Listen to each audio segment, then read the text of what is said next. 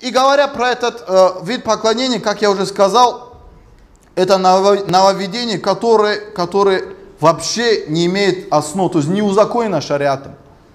И в котором, вы сами знаете, то есть я в свое время думал, мавлид, как мавлид может быть не из ислама? Как это, субханаллах? Вот так, вообще нету его. Кто из сахабов, кто хоть один хадис мне расскажет, что сахабы вот делали, сказали, надо делать. То достоверно, я знаю, можно на ходу придумать 1000 хадисов. Как это делается, кстати. Ну, просто достоверно скажет, вот книга Сахих Бухари, Сахих Муслим, Тирмизи, Насай, Ибн Маджа, Ибн Хиббан, Байхаки, любой сборник покажет достоверно, хадис Кутубу Тиса. Нету. Если некоторые люди говорят, что в этом плохого, брат, мы же собираемся, просто Аллаха вспоминаем, сиру вспоминаем, Коран читаем.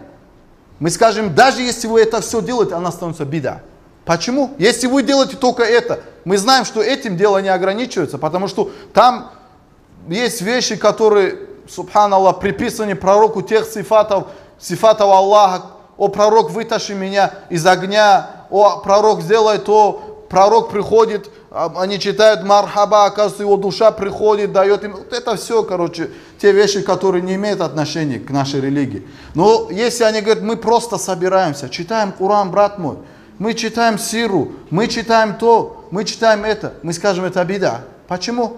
Потому что вы дали к этому поклонению, вот этим чтению, если это просто чтение, этому чтению Корана, сире пророка, вы дали им границы, которые шариат не дал им. Вы дали им место. То есть границы какие? Родился сын, читается мавлид. Женился, читается мавлид. Шариат дал? Нет. Умер человек, читается мавлид. Еще что, кто знает? Переехал в новый дом, читается мавлид. Разве есть такое в сунне? Разве есть?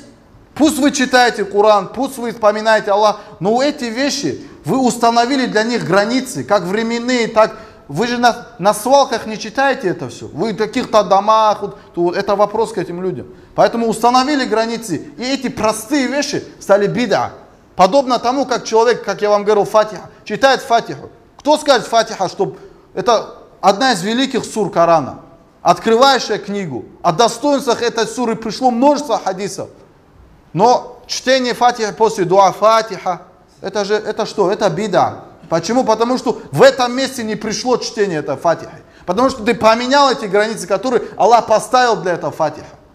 Поэтому вы должны запомнить вот эти правила, которые вам дают понимать, дают различать одно от другого.